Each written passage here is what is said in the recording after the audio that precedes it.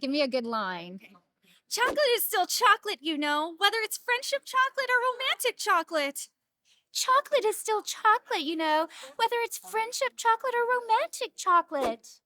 I love you so much. That sounded so good.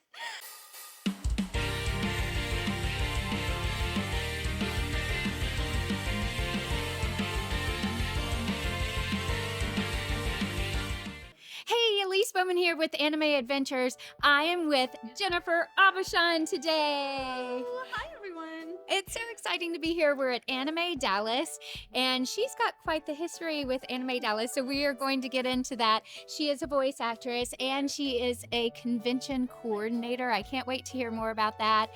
But let's talk about voice acting because I love her story. This is her first time guesting, like as a voice actor guest at a convention. So that's pretty exciting. Tell us how that came about. So I've been with Anime Dallas since the very beginning, and I have never felt like right approaching the con heads to guest here because, you know, I didn't want to feel like nepotism or feel like, you know, I didn't earn it. Mm-hmm. And so as the years went on, they approached me after the last Anime Dallas and they asked me, hey, you know, you're starting to get more roles, you're starting to do a little bit more in the voice acting scene, and you know, we'd love to have you out. We don't know if you've done any conventions before, but we'd love to have you out as a voice acting guest for Anime Dallas next year. You know, you'll get your own booth, photos, and everything. And so I waited for them to approach me about the convention appearance. And so I was just like, yeah, sure, you know, let's do it. And since it's my first time being at a convention and being a voice acting guest, I figured the best one to do, come full circle, the convention that I helped create. So it's been a wonderful journey. Has it been surreal since it truly has come for full circle since you helped create Anime Dallas and now you're here?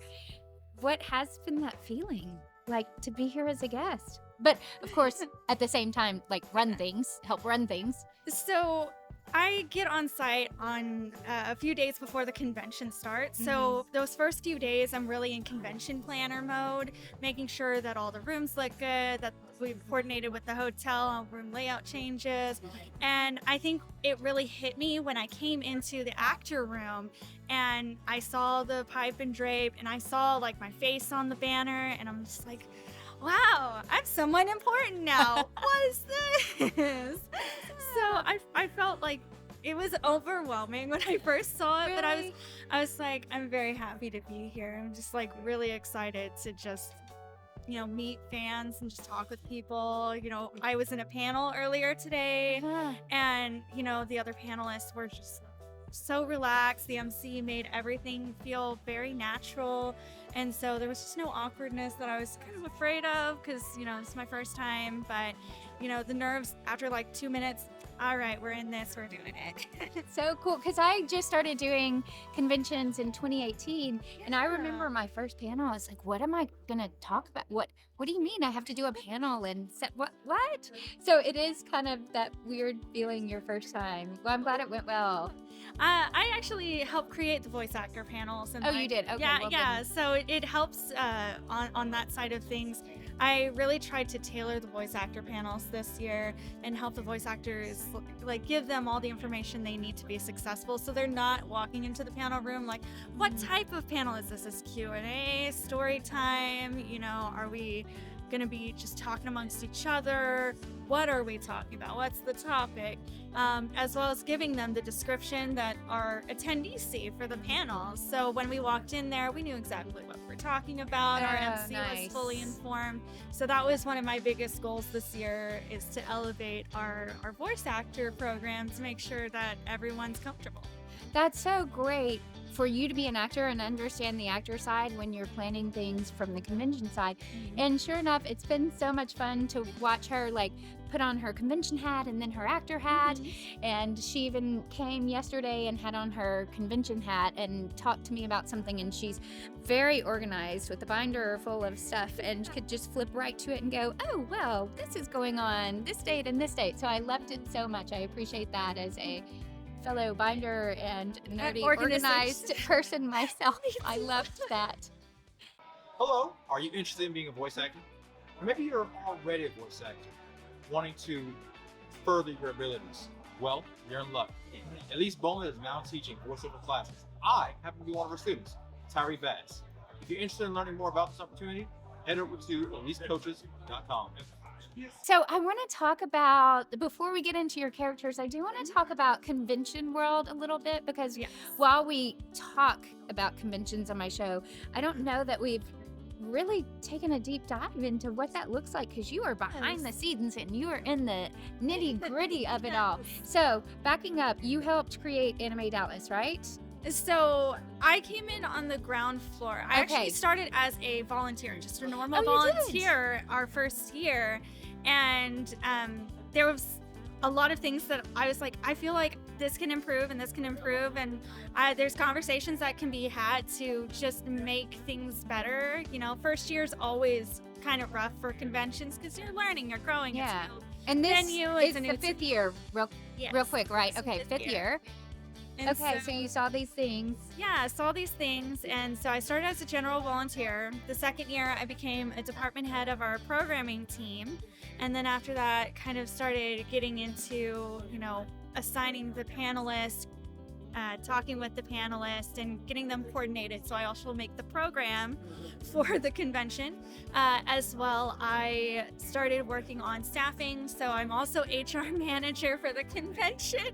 And as of this year, I am an advisory board member for Anime Dallas and Anime Houston, and I have a huge hand in making sure that things get done, and Wow. that, you know, once we arrive at the hotel, the transition from going from like our regular lives into now it's convention time is a lot smoother than it used to be. So I'm very glad that the heads of this convention are very open to hearing those ideas and really working with not just me, but our whole team, because they recognize, like, hey, you know what you're doing, and I may not be as experienced. What do you feel is something that we can do to help alleviate or, you know, create an opportunity here? So That's really interesting. And what is your favorite part about organizing the convention? And then what's your favorite part about being here and being part of the energy and the crowd and fans and actors? And So I think my favorite part about creating the conventions is just the atmosphere, working with the staff even beforehand, just getting to know them, because they'll have a lot of questions, especially if they're newer. And we're starting to get to the point where we are having a lot more returning staff. And so nice. it's starting to become less like staff and we're more family. And so we're checking on each other between conventions, like, how are you doing? There's one girl here who loves baking baked goods, and she's just like, I'm gonna bring pumpkin loaf for everyone, and she just showed up with all of these loaf tins of pumpkin bread. Oh, I thought that was just the sweetest thing. So just being able to coordinate with the higher ups and the advisory board members, but as well being able to have that personal relationship with our staffers and helping grow the family. And then as far as like coming here and just seeing it all happen, it's like one day at a time. You're working on different things, different days, and yes, sometimes it's 8 to 16-hour days. You're going, you're going, and then once you get here, all those like tiring days and sleepless nights, totally worth it.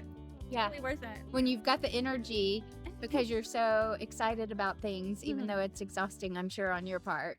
Honestly, like once we get to the convention, I don't think I feel the emotion of tired. Really? I'm just going all the time, and I'm the person that like everybody will come up to and ask, like, because I'm just the know-it-all. Like I know the answer to pretty much everything that anybody is ever going to ask. I know, that's what I heard yesterday when I had a question. They were like, okay, Jennifer, where's Jennifer? Jennifer, we gotta go get Jennifer. And then she'll 5 help minutes you. later, I'm here. And sitting then, in a chair, yes, like, and then 5 minutes later, there's Jennifer sitting next to me. and immediately assuaging any issues. So Yes. Hi, I'm Heath Miller. Do you want to be a voice actor or at least up-level your career in voice acting? Elise Baughman teaches private and group sessions.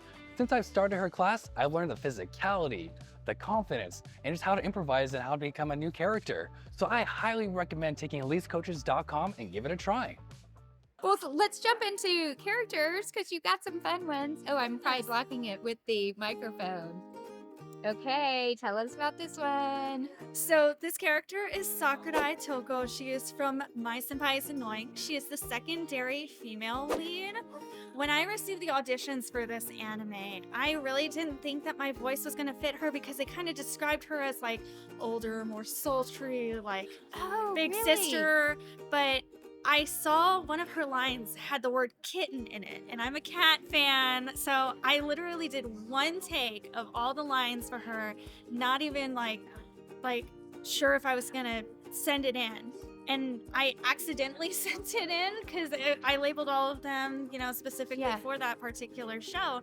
And 2 weeks later, I get an email saying Jerry Jewell would like to cast you as Sakurai. And I'm sitting at my computer alone in my house, and I'm like, me? And we get into the studio, and that line comes up, but they had changed it in the studio for the adaptation's sake. And I was like, Jerry, can we please change it back? Because there's a whole reason I auditioned for this particular character. And we were able to work that line right back into the show because I requested it, and they were just so sweet about it. So it's behind the scenes. So then let me ask you this. Did you ignore the description for the character and do your own thing since you felt like you connected with her? Well, I looked at the character and just the description in general, and I ignored the where they give you the description of the voice. But I looked at the description of the character herself, what she looked like, and I just kind of visualized and built around that.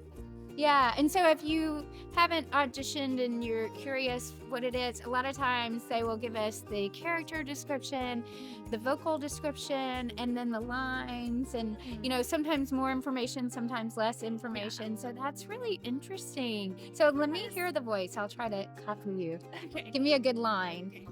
Chocolate is still chocolate, whether it's friendship chocolate or romantic chocolate. Chocolate is still chocolate, whether it's friendship chocolate or romantic chocolate. I love you so much. That sounded so good.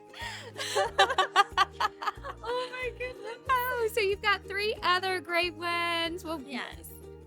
What has been one of your favorite challenges about doing any of these shows? Because as actors, we love voicing all the characters, but it's also fun to have challenges.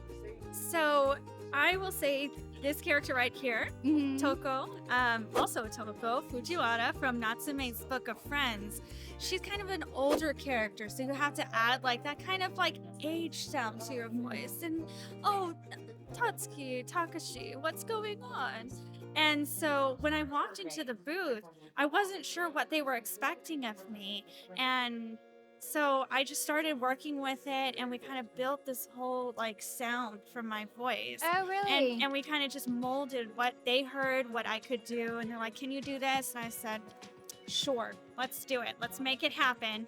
And just over time, it's gotten easier and easier. And it's just so nice because now that's a voice that I have in my repertoire of voices that I didn't do before. So it's exciting. And that's interesting to hear because you sometimes don't know if the voice is exactly as it was in the audition or, fun noises at the convention, or if it can kind of if you mold it and work on it with the director. So I like hearing that it was kind of a creative process. Thank you for a creative process. So that's really cool. Well, this has been so fun. I loved hearing about your voice acting, and then especially some behind the scenes stories for the convention, because we as actors don't always get to hear what's going on behind the scenes. We just know that we get there and magic happens. And it's fantastic. And it has been magical at Anime Dallas. So good job. You and Jacob and John and Jay, and wow, there are a lot of Jay's running the place. Done an amazing job. Hey, thank you for being here. We appreciate you. I appreciate you. Thank you for being here. Having me. Yes, absolutely. See you later. Bye-bye.